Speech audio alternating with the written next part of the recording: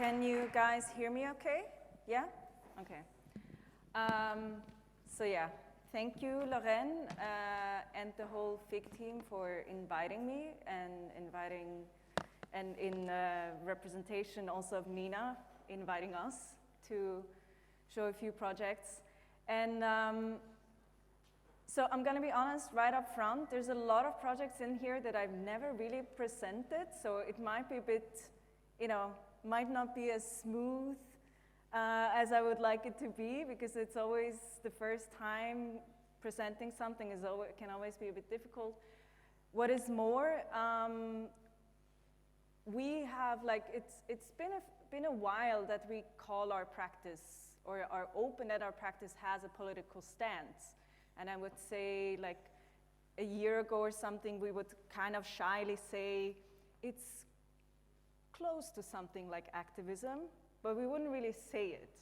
But to be honest, just with experiences that we made last year and with projects that we did, this is kind of what I'm saying now. It is a form of activism, with all its sometimes small, sometimes bigger, little political victories, but also with a lot of difficulties. So, yeah, this is also the first time I'm talking about our projects in really this framing. And before I get into that more, what we always do in the beginning, So yeah, common interest, what we actually are, introduce ourselves. So it's difficult to define, to really describe what we are, but right now we settled on this description. We are a nonprofit. Legally speaking and financially speaking, we are a nonprofit association. And we call ourselves a design research practice. So that means that we operate somewhere at the intersection of knowledge production, exchange, and mediation. What that means is we conceive, organize, and produce texts, publications, exhibitions, workshops, events, and more. Sometimes this is based on research that we do ourselves. Sometimes it's in collaboration with other people. Sometimes it's with researchers, with educational or research institutes. That varies from project to project. But what goes kind of through all our projects is that we really engage with topics around social justice, untold stories, marginalized voices, and also environmental issues. And it's basically run by the two of us mostly. So yeah, me, and this is Nina. But whenever finances allow and projects need it, and whenever we can, we do include also people into like the team. And one of them has been in the past 2 years, Naz Nadaf, an Iranian-Jordanian designer, researcher, who is based now. She was based in Switzerland for a while, but now she's back in the United Arab Emirates. Then we've also worked with Paula Minel-Gaite, a Lithuanian designer and researcher who grew up and lives in London. And this is Anne Kern, a Swiss graphic designer and researcher as well. And Maria Chiara De Leo, an Italian researcher and designer. But back to us, because we feel like it's just really important to tell you a little bit about ourselves, who we are, where we come from, what is our background, to kind of, situate ourselves in all of this. So I grew up in Switzerland in a town called Kloten, which is kind of where the major airport of Switzerland is located. Meanwhile, Nina grew up in Brazil in a town called Nova Friburgo, which is a Swiss settler colony. So it was paid by the Swiss government, like Swiss people were paid by the Swiss government to go to Brazil. They were given a parcel of land and they settled there, and this is a Swiss colony. And most Swiss people don't even know that there was colonialism happening from Switzerland. So I grew up in this kind of a building in Cloton, while Nina grew up in this chalet on the other side of the world. Yeah, and I had a brother, so my parents worked for the national air, like the major airline of Switzerland, Swissair. My mom was a stewardess, and my dad was an aero engineer. Nina is an only child, and her parents are both potters, so ceramists. Yeah, we traveled a lot, also to the States, and because of being an airline child. Nina, this is just a drawing of her. I think she really liked to draw. This is me. I was really into like full-on horseback riding for a while. I mean, I'm still, if I had the time, I would still be. I did like competitions as a fake cowgirl. This is Nina, also riding a horse in Brazil. And where we met, this is where we met. We met at the Gerrit Rietveld Academy in Amsterdam for our bachelor's in graphic design. This is us. Yeah, you don't have to spot us, that was a different time. But yeah, graduated. And this is really where we connected, and we went, for example, to this book market in Amsterdam every single Friday. And we collected a lot of books, and it would sometimes happen that we wouldn't be there together, but independently kind of buying the same book or a similar book.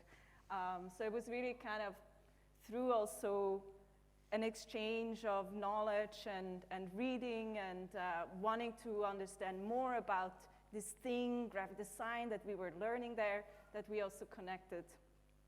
And then somehow we both moved to Berlin. We both interned, the usual underpaid internship that you do. Which were, of course, also good learning experiences, but also problematic in that sense. We then somehow independently moved to Switzerland. I mean, I moved back to Switzerland, and Nina actually had met a Swiss guy in Italy, and they were, and then, so yeah, they ended up in Switzerland. And we then went on to independently study 2 MAs that were kind of still connected to design, but also going a bit into a different direction. So I studied cultural publishing in Zurich, or it was also kind of a journalism education, and Nina studied design research in Bern. And then, I don't know, I mean, we always did projects together. But then at some point we were like, let's bring these practices together and let's do something. And then, it starts with buying a domain nowadays.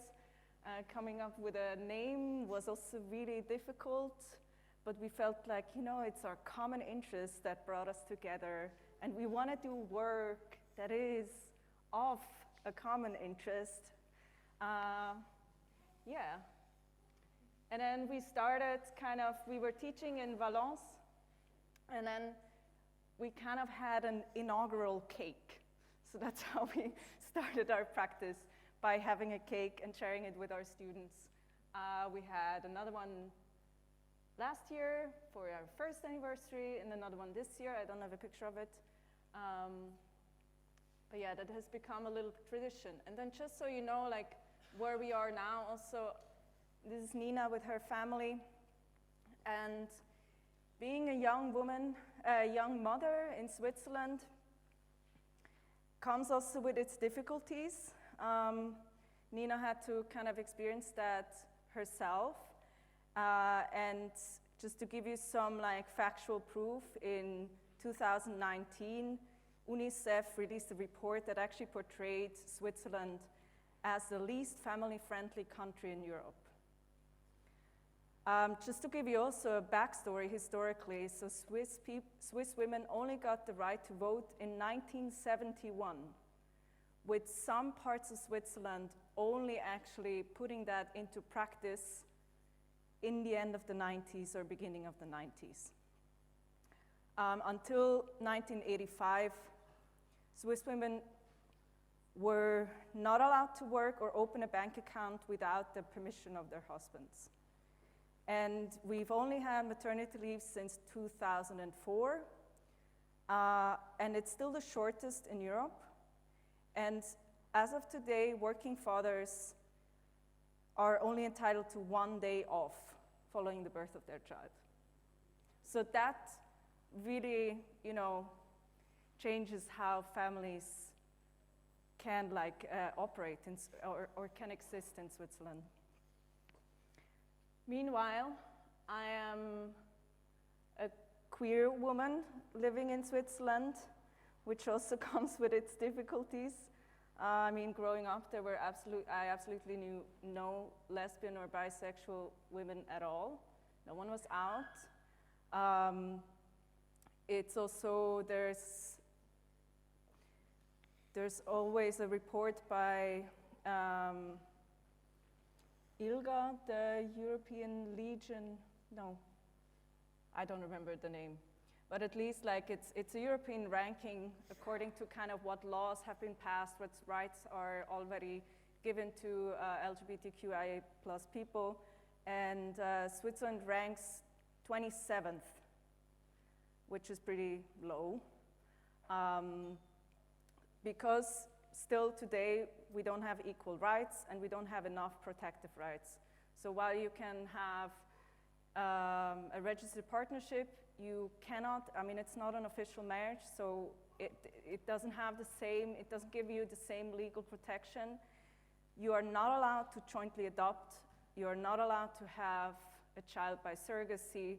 Basically, the only way you can have a child is by going abroad or by one of the partners having it just naturally, and then the biological parent kind of stepping away from their right to a parentship, and then your partner can adopt that child. That's the only way right now. There is also still no third gender option legally, and trans people really have to go through a lot of legal hoops to change their gender name and have access to medical transition. And intersex people are still fighting against the still very widespread mutilation that happens after birth. And there's also there is legal protection for personal acts of discrimination or defamation, but not to the whole group of people of other sexual identities. And there's actually now, this is kind of what we are doing here, this is me helping out a bit with activism, because there's now a law that is supposed to be, or was put forward by the government, that would allow, would give, no person could openly really discriminate people based on their sexual identity, and you would actually be subject to legal consequences. But then, of course, the right-wing party and conservative party, conservative evangelist party, I think, made a referendum. And if you know anything about Swiss kind of politics, it basically is, there's the people have a lot of voting and referendum rights. So now it's going to a national vote, actually, this weekend. Yeah, so fingers crossed. All right. enough about us. That is just to show you that, like, you know, it's the projects that we do and the issues that we care about, they don't come out of nothing, you know? They also come very much from personal experience. And so I'm now gonna just walk you through a couple of projects that we've done, and I kind of try to take out one of the main kind of things or strategy that we did in there that I feel, or we feel, as also can be an activist move. And one very beginning is kind of like actually questioning what design actually is, and where does it begin and where does it end. And here I want to show you one project that we did. We were in 2017 invited to curate one exhibition within the first edition of a newly founded graphic design biennial in Sharjah called Fikra Graphic Design Biennial in the United Emirates. And it was initiated by Mariam and Salem Al-Qasimi. And it was really the first graphic design biennial in the Middle East, North Africa, or South Asia region. And the first edition was curated by Emily Smith. No, you see Nakim, Emily Smith, and Prem Krishnamurti. And they titled the biennial kind of in a tongue-in-cheek way, Ministry of Graphic Design, here, as a kind of fake governmental institution. And it was shown in this building, which used to be a bank, and then it was abandoned for a couple of years, and now they actually want to tear it down. So it was reactivated just for this biennial, like 4 floors of it. And we were invited to curate one of the floors. And we were also given a department title. So they had the ministry, and then they had each kind of exhibition was a different department. So our department was the Department of Non-Binaries. And it should span like one whole floor of the building and focus more on contemporary practices. And it actually ended up being the largest exhibition in the biennial, not just in terms of size, but also in number of participants. I mean, we really put in as many people and positions as we could. This was kind of how it looked like before transforming it, or like when they were ripping out a lot of stuff. Here you can see a floor plan. I mean, that's part of doing an exhibition design, a little mock-up. And then this was what it looked like in the end. And if you know anything about that region, you cannot really talk about gender or sexuality openly, huh? So being aware of that, we still wanted to, we took like the question of, or the notion of non-binary in the sense of not adhering to like any kind of categorization. We took that more widely. So we started basically by saying it's the Department of Non-Binaries, because also disciplinarily, so kind of in a transdisciplinary way that you cannot really say anymore today, you know, a lot of people use like slashes when they describe what they do because it's so much more fluid today. Are you really still just a graphic designer, or are you, as this kind of like board would allow you to pick kind of, are you also a spatial designer, or a poet, or a lawmaker, or a thinker, or a stylist, or, you know, all of these different possibilities that make up also the complexity that is our world today and our identities today in a large sense as well.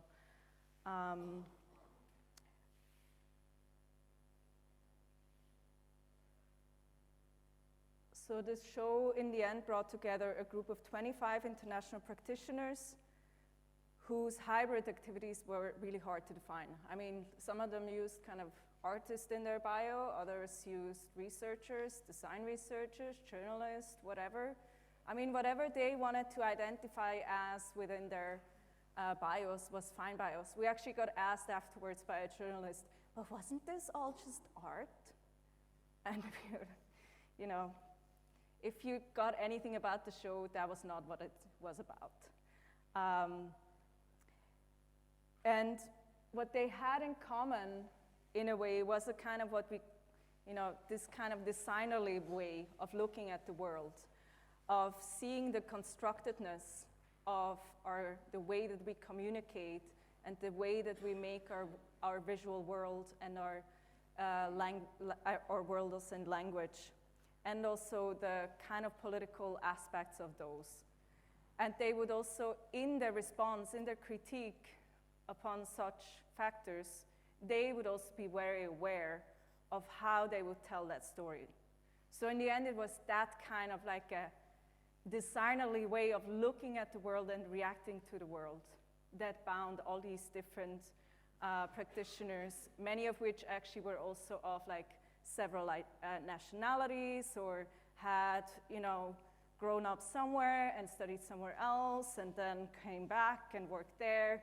So it was also about kind of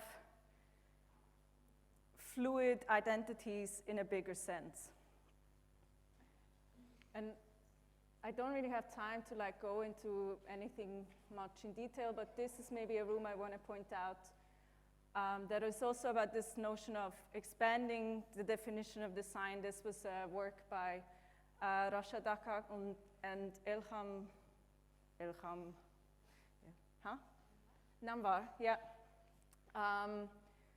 who also grew up in the UAE, and they made a kind of, they called it Bain, so that's the Arabic word for in between, and it was kind of a little exhibition within the exhibition, a little cube.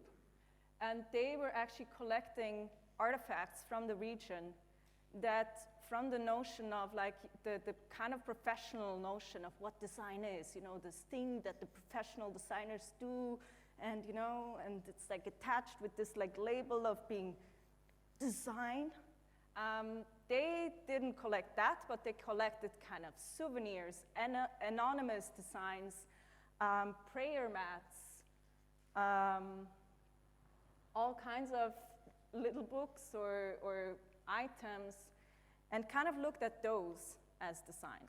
So that is also, you know, once you make the framing more open, you suddenly also invite things into the discussion that in a kind of modernist Western framing of what design is, would not even be considered design, and therefore you wouldn't even look at it.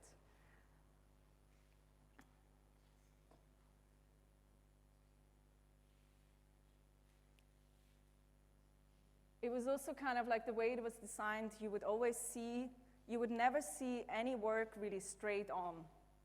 It was always kind of, you know, by looking at one work, you would see another one as well. So it was also kind of like they would kind of blend together and thereby also again like form these in-between kind of relationships. And I just want to point out this work as well by the American artist Alexandra Bell, A Teenager with Promise Annotated. Which is, she actually initially showed these really in New York, pasted up on walls in the public space. And she's an artist, but she did, I think, an MA in journalism, which made her very aware of the racial bias that is in the reporting of the New York Times. So she started kind of like editing articles based on kind of these biases that she would detect in the writing and in the reporting and the framing, in kind of what kind of images they used. So the first is kind of her, you know, taking a red pen to it and being like, this is biased, this is biased. Then her kind of blocking out the things that from her side are absolute no-goes. And then she realizes, you know, actually the most impactful thing would be to really have the picture. This was about the case in the shooting in Ferguson. So she was really saying, you know, like, it's already a problem that you have these two narratives side by side that put the police officer and the black kid who was shot on the same level. And then the way it was written, it was also really, yeah, framed. And she was in the end saying the biggest tribute you could do is to show a picture of him on his graduation day, and also not the way he is portrayed there in this little picture.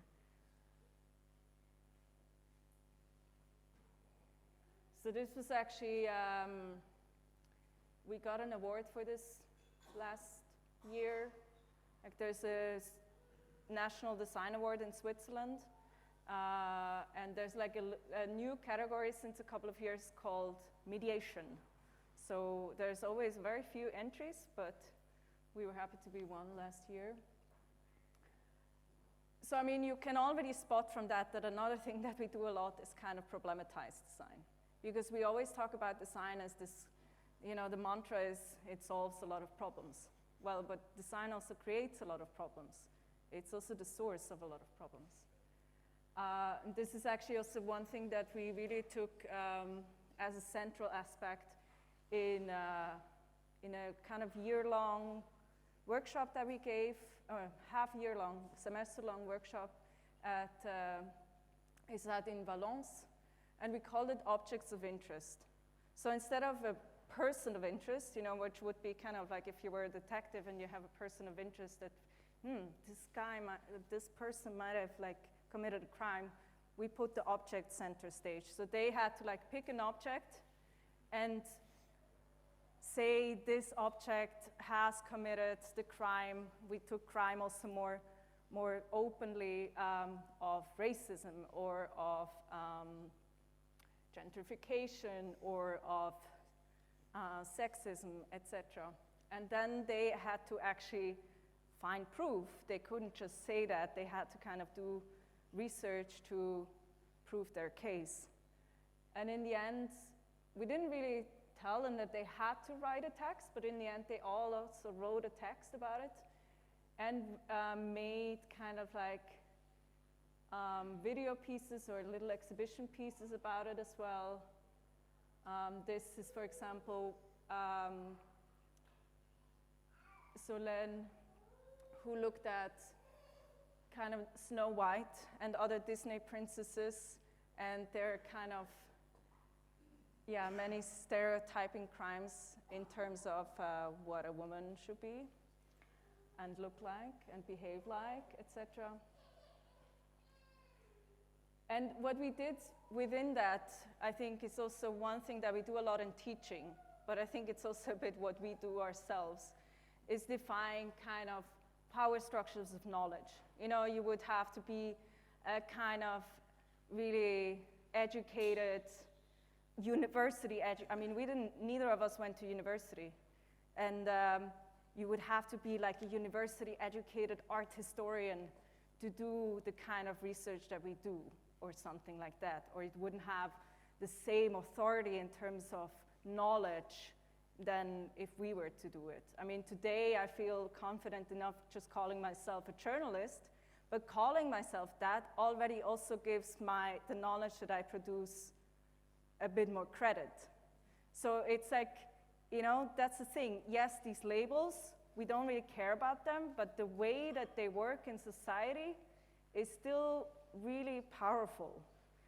And I would never, because I didn't study any kind of like university level history, I have a hard time calling myself a historian, even though a lot of the work that we do is historical writing and historical research.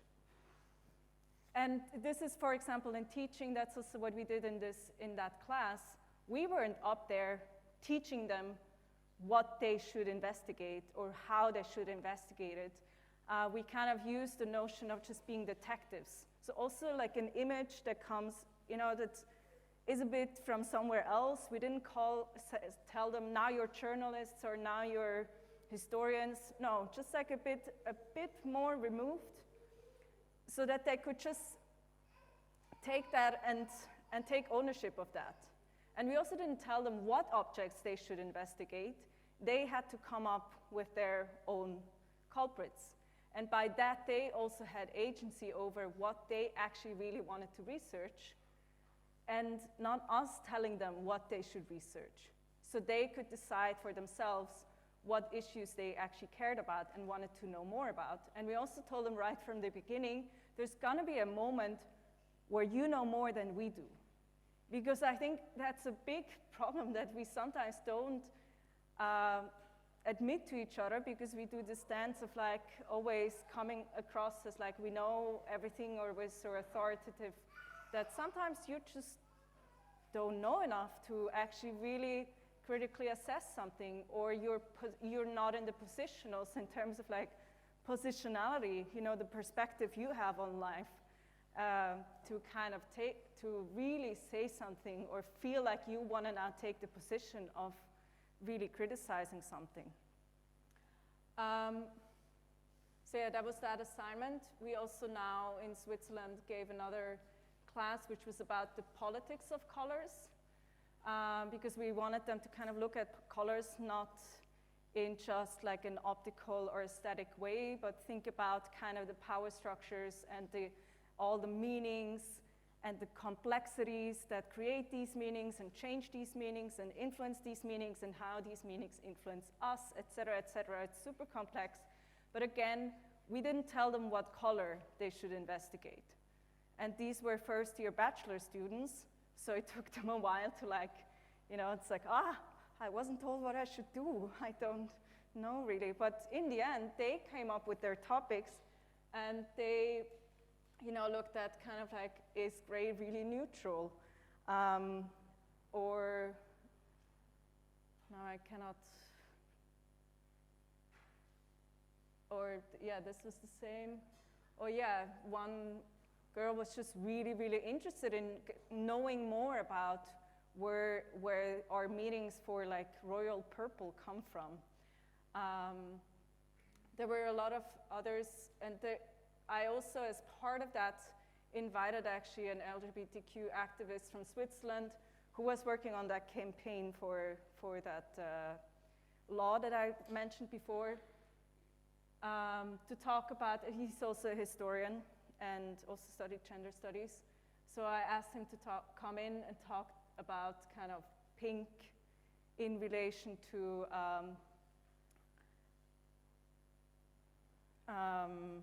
well, first kind of, how do you, sorry, blanking, language problems. It's the thing with like, if you have, you know, say it's like used to kind of like present it in German. Yeah, but you know, pink within kind of lesbian and gay discrimination, and in the Second World War especially, but then also commemoration later, and then kind of reclaiming that symbol, but also the color. Because they were then using this color now in this national campaign, and we wanted to kind of like bring someone in to actually talk about that and show them also why they chose that color, and also the complexity and the difficulty with this history with this color. So this is kind of like leading me into, you know, also creating alliances also, for example, with activists that are sometimes not within your small like design circle. But also building community kind of like with people who have similar or tackle similar issues. We started a little lecture series last year. We got a little pot of funding, so we could invite 3 people, which we called Betweeners. So it was also again about like people who are kind of in between disciplines, think about how to mediate in between cultures, in between identities. And the first ones we invited was actually Silva Baum, Claudia Scher, and Lea Sievertson of Not Amuse, who, I don't know if you know, they brought out a book about women in graphic design, and they've also been conducting statistical studies on the gender ratio within design conferences, together with a journalist from AIGA. And we invited them to talk about their work. And I don't really, do I have? No, I didn't have pictures of the actual event, but I just wanted to say, like, here we didn't even intend to really make it into a kind of like, you know, it was just gonna be a lecture.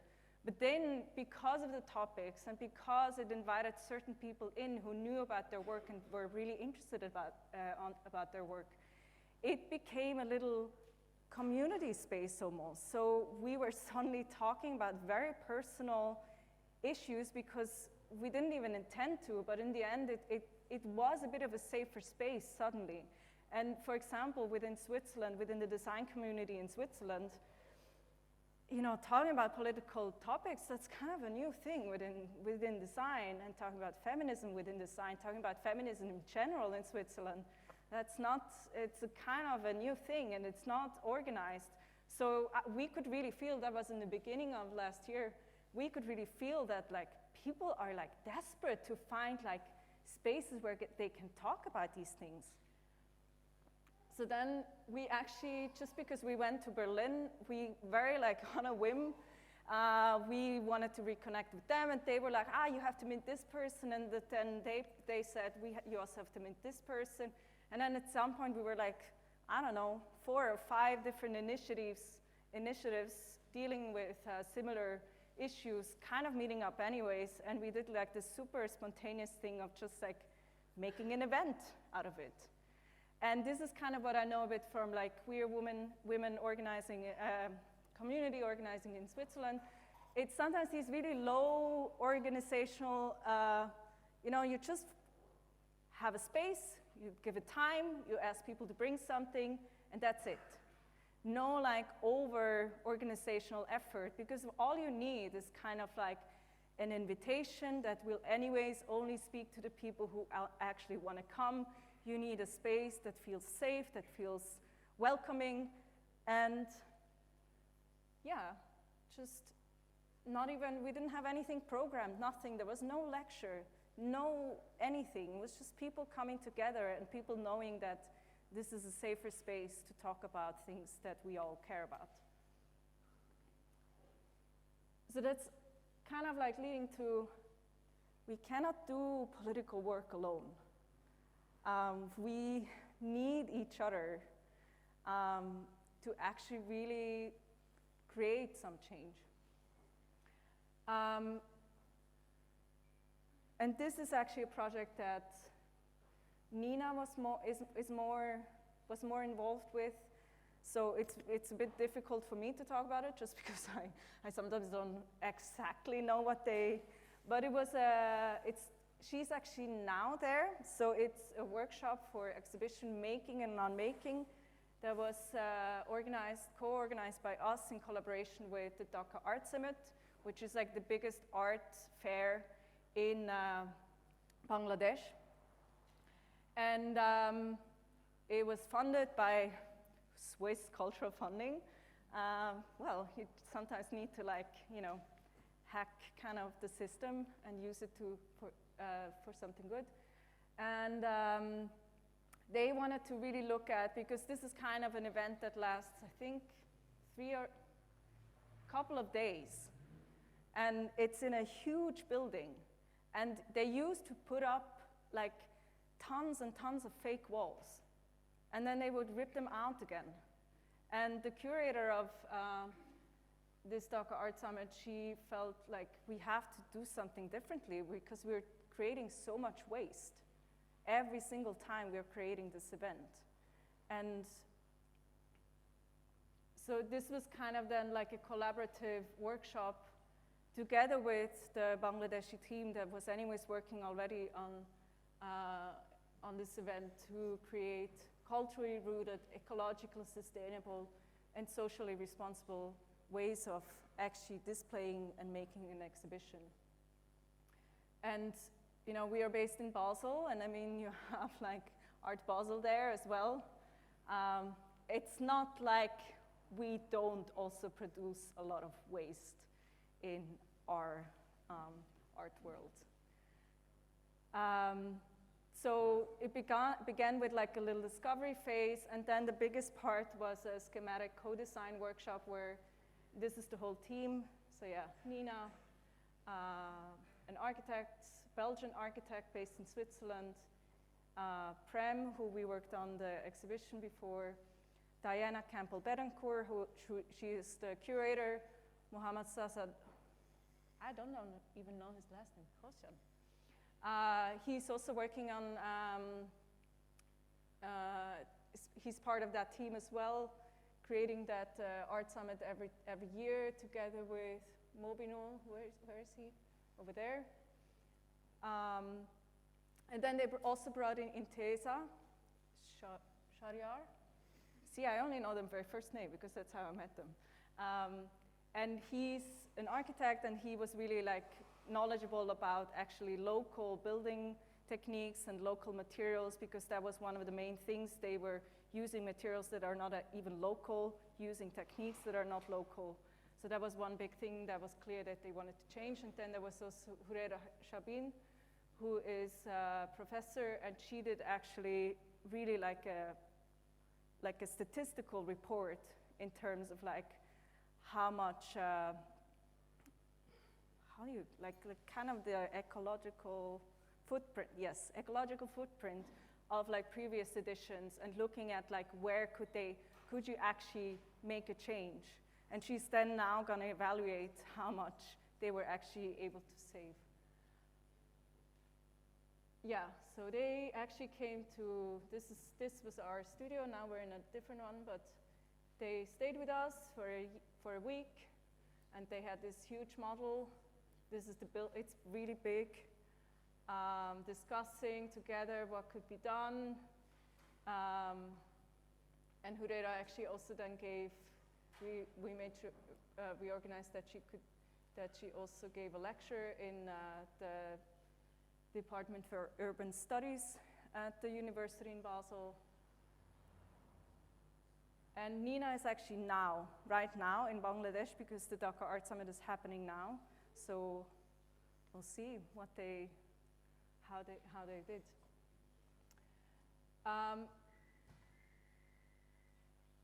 So this is also kind of like, I mean, there it was about co-designing, but it was also really about like making also statistical reports and having someone on the team who actually really looked at this from a scientific experience as well.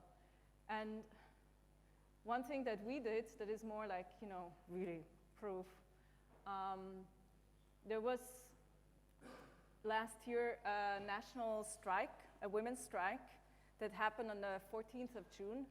And it was kind of, I don't know, like the kind of women's march was a bit of a blip in Switzerland. You know, things take a bit longer in Switzerland to really arrive and create momentum. But there was a really engaged, amazingly organized group of activists who wanted to, this was 28 years ago, there was a big strike, a national strike, and they wanted to kind of commemorate that and bring forward again what I already told you before, that Switzerland in terms of gender equality is really, really still lagging far behind. And they managed to create such a momentum, and like really in every major city in Switzerland, women and non-binary people and also allies went to the streets and marched through it. I mean, here you can see, and it was also picked up by really major international newspapers, so that was part of what they wanted to kind of like call back into memory, hey, like, you know, Switzerland is not faring all that well actually as we think it is. And there was a lot of like little events and actions happening in every city, and we also wanted to do something. So we created a little event called Pizzas of Inequality. And at the time, it was actually Art Basel, and it was the exhibition of that design award that we won, that I mentioned. And this Swiss Design Award has been around since like pre-First World War. So this is a really old national funding scheme to kind of fund kind of the decorative arts, it would first have been called, you know, and then later at some point it was really called design. Part of the industry in Switzerland. And nowadays it awards every year between like 15 to 17 awards. So they give out different awards to there's different categories. But what is important to know, you get 25,000 Swiss francs. That's a lot of money. So this is not only a national kind of award, you know, given out by like the Office of Culture, but it's also really a lot of money. And we wanted to look into what is the gender equality within this award. So we teamed up actually, like it was first started within like a little workshop series that Die Patriarchais Design initiated in Basel. Die Patriarchais Design is run by Maya Ober and Anja Neidhardt. And yeah, here you see like we did the first workshop where we just gathered like thoughts from people and what could we actually do. So there we also really as a collaborative group decided let's look into the numbers of that award. We actually want to know have proof of how many women have been winning it versus men.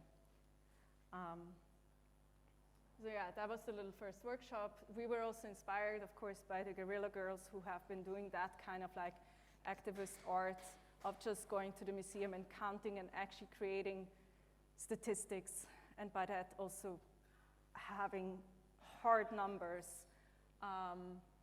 But also, as before mentioned, the girls from Not Amuse who did this survey.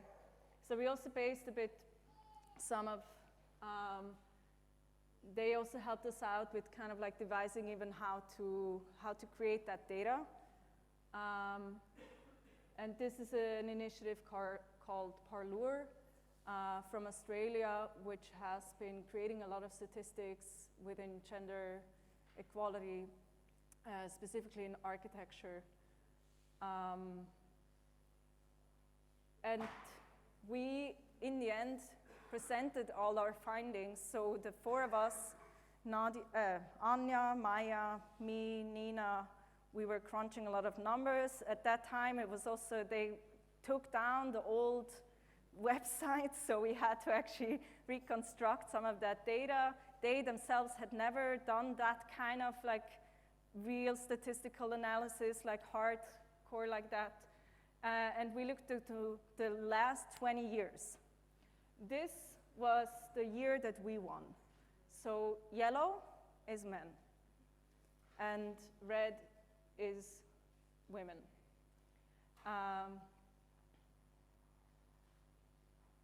Yeah, here there's also like a difference, like first a lot more people get nominated and then less get awarded.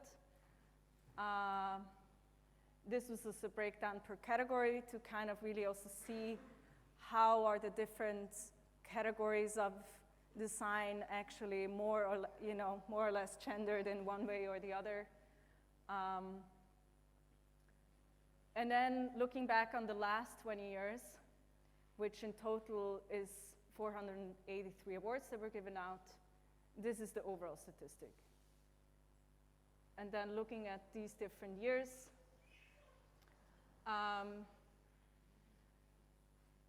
this is some of the,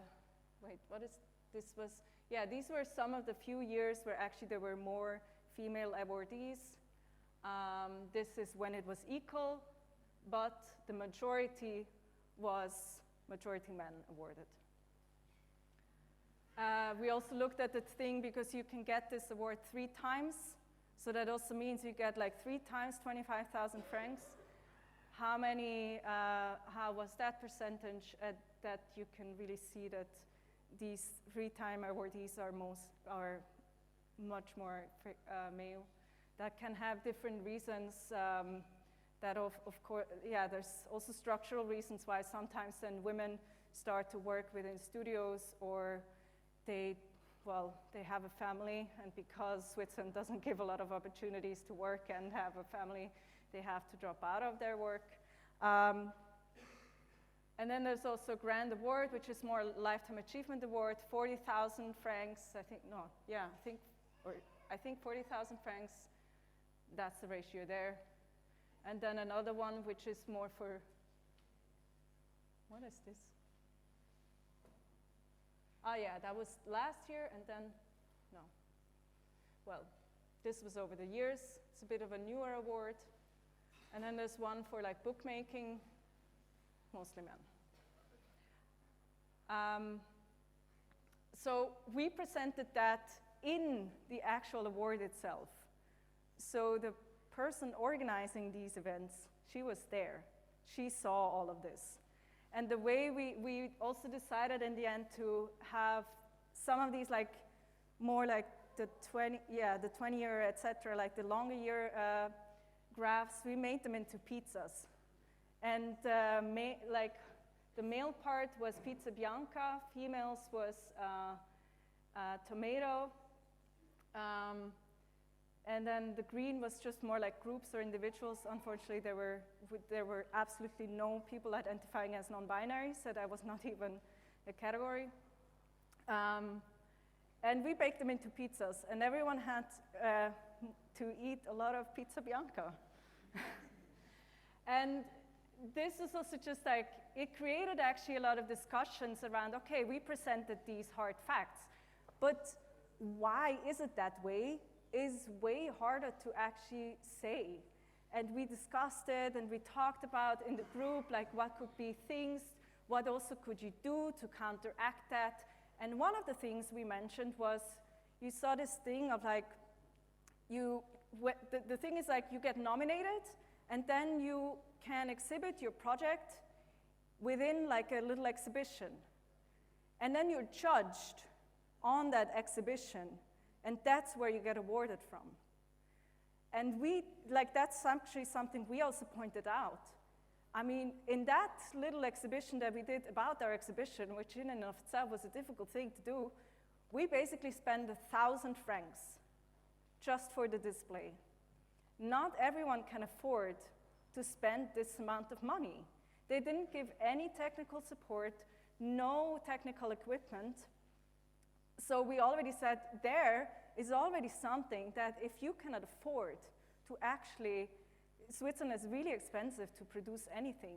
If you cannot afford it, if you don't have friends that help you out for free, you cannot make, you are already at a disadvantage because your display might not be up to par to other people who can invest all of that. And actually we pointed that out, and she didn't tell us about it, but as she told us about that, she actually showed our whole report to her bosses at the Swiss government. And they were a bit shocked.